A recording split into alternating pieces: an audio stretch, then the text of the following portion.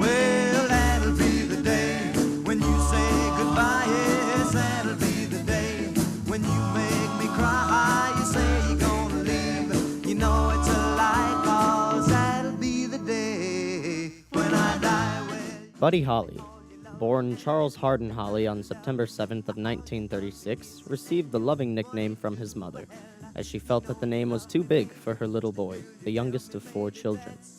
Little did she know, at the time, her little boy would become one of the biggest influences of today's musical culture and would have supposedly the largest impact on American music history. you say you're gonna leave, you know it's a lie, 'cause that'll be the day when I die. As was apparently standard for being part of the Holly family, Buddy was introduced to musical lessons in the form of fiddle and piano at an early age. This time, Buddy showed a lack of interest in playing these instruments, but was taught the basics of guitar by his older brothers. By the age of 16, Buddy was versed in various styles of music, although he focused his musical style on the shaky, rattly, and rolling sounds from the likes of Little Richard and Chuck Berry. Buddy began, as many artists did back then, by covering already popular songs from already popular artists. Buddy formed a band after high school with his friends Joe Malden, Nicky Sullivan, and Jerry Allison, although Sullivan dropped out to continue his education within the first year of the band's success later on. His first recordings of Blue Suede Shoes and Shake, Rattle, and Roll were heard during his performances when opening for larger acts with his band, later named The Crickets. The Crickets, before they were The Crickets, constantly performed live for a radio station in Lubbock, Texas. It was at one of these live performances that Buddy Holly and the Crickets would be noticed by a recording label scout at a skating rink in 1956. It was this connection that rocketed the band into fame in New York. They began recording demos and releasing chart-topping albums worldwide. Fast forward only 2 years and Holly is solo, the Crickets have gone back to Lubbock, and Holly is married to a woman he proposed to on the first date. Since the first tour Holly and the Crickets embarked upon in 1957, Holly and the Crickets sprinkled in a few live performances here and there, including a holiday stop on The Ed Sullivan Show. After this performance is when the Crickets split back to Texas. All of my love, all of my kissing, you don't know what you've been. Holly also thought it was time to take a break from performing, although he had become accustomed to his life in New York, living with his new wife, Maria Elena Santiago. During this downtime, Holly composed, recorded, and produced many songs both in and out of the studio. However, the new songs Holly was releasing weren't selling as well as his record label was hoping they would. In order to promote the new album Holly had released, his label, with the persuasive help of Maria, urged Holly to go on tour the coming winter.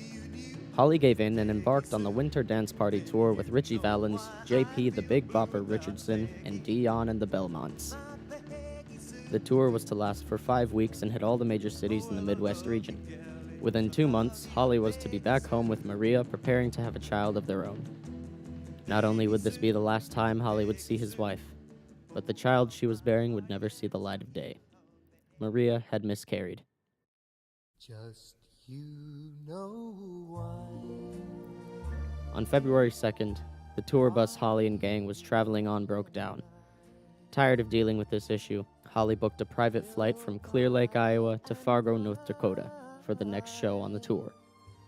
Originally, the other 2 seats on the flight went to Waylon Jennings and Tommy Alsop, Holly's supporting guitarist and bassist for the tour. However, Jennings gave up his seat to the Big Bopper, who had the flu at the time. Additionally, Alsop lost his seat to Ritchie Valens on a coin toss. This would prove to be a devastating combination. Shortly after the show on February 2nd, Holly, Valens, and Richardson boarded their flight to Fargo. Very shortly after takeoff, the pilot lost control of the aircraft in the unforgiving winter weather, and the plane went down in an Iowa cornfield. There were no survivors. Charles Hardin Buddy Holly was dead at the ripe age of 22. This would come to be known as the day the music died. Sometimes we'll sigh, sometimes we'll cry, and we'll know why just you and I know true love was. Holly's career was short, a mere 2 years, ending just as fast as it had begun. But what Holly lacked in longevity, he made up for in influence. Along the final tour of Holly's career, he performed in front of the likes of Bob Dylan, who was 17 years of age at the time. His music also influenced Elvis Costello, along with the Rolling Stones, who had their first top 10 single in 1964 with their cover of Holly's Not Fade Away. As a matter of fact, the name of Holly's band, the Crickets, influenced a small band way out across the sea in the UK. The name The Crickets inspired the naming of the band The Beatles. Paul McCartney has even purchased Holly's publishing rights since his death.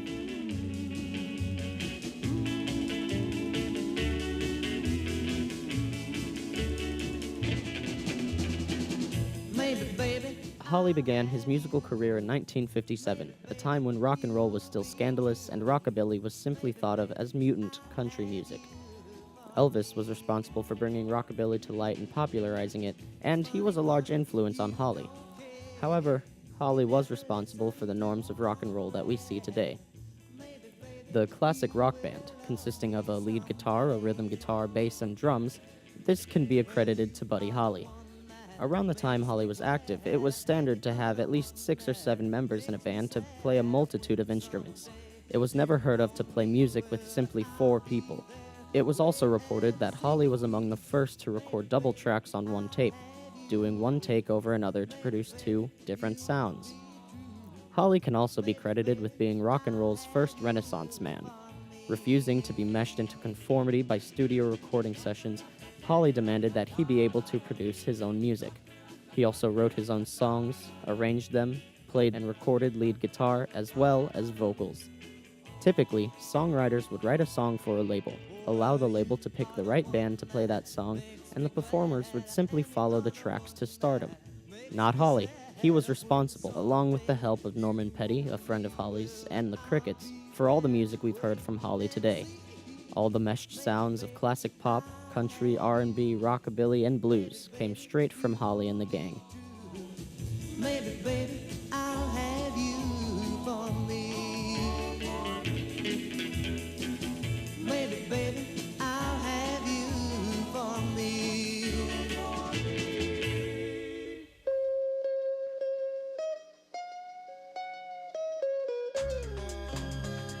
Buddy Holly and the Crickets broke a color barrier in sort of a reverse way. They were the first white act to ever perform at the Apollo in New York. In fact, until they reached worldwide status, many believed they were a group of Negro performers. This includes their record label, those who played their tunes on the radio, and the first managers to hire them as acts at their clubs and ballrooms. This is indicative of the catalyst for change theory, showing that Buddy Holly and the Crickets, although their music may not have been particularly revolutionary in its message, the members themselves were causing a change in the attitudes of the listeners. In speaking politically, I believe that Holly and the Crickets satisfy the beliefs of 2 important philosophers regarding music as a force of social impact. First off, Holly's contributions to the music scene in the late 50s, along with artists like Jerry Lee Lewis, Little Richard, and Chuck Berry, promoted a differing social standard.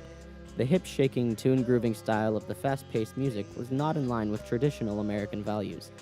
Thus, in the beliefs of Plato and Aristotle, new types of music can be dangerous to political and social conventions. Contradictory to these views, Holly also agrees with Jean-Jacques Rousseau in that music is emotional language. Many of Holly's songs were written from personal experience, conveying a strong, love-filled message. It's so easy to fall in love. It's so easy to fall in love. Another impact made by Holly was, unfortunately, his death. The news of the plane crash spread quickly. Monuments were raised and memorials were placed at the crash site. Holly's funeral was held at his family's church in Lubbock. This is regarded as the first tragedy in rock and roll history, famously coined "The Day the Music Died" by Don McLean in his ballad American Pie. This event reflects again the catalyst for change political theory, for it brought about a widespread acceptance of rock and roll in America. Although the genre was not approved of at the time, and nasty things were said about those who performed it, the ultimate punishment was never truthfully wished upon by disapproving adults during the time period. This tragedy, although somber in nature, paved the way for the success of the Beatles, along with the entire British invasion. Every day it's a getting closer. Buddy Holly, a career cut short by a broken down bus. It's one of music's largest what-ifs. A great talent taken too early. We will never know how anything would have unfolded after February 2nd, 1959, had Buddy Holly decided to be more patient with his mode of transportation. But we do know that great things became of this event, and it will not be forgotten, nor will his music. Love's a little stronger, come what may. Do you ever long for true love from me? Every day it's a getting closer, going faster than a roller coaster. Love like yours will surely come my way. Hey, hey, hey.